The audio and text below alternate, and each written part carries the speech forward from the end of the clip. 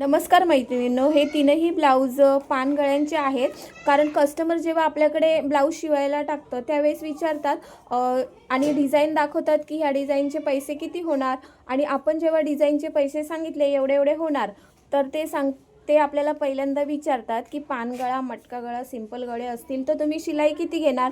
तर मी ब्लाऊजची शिलाई ही 300 रुपये घेते. त्याच्यात पान गळा असो, मटका गळा असो किंवा पंचकोन गळा असो, चौकोन गोल, त्याचे 300 रुपयेच घेते.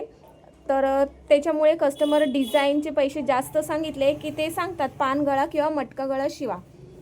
तर तुमच्याकडे पण असे कस्टमर येतात का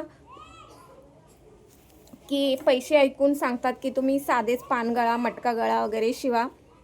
तर हे बघा, हे तीनही असे पानगळे आहेत.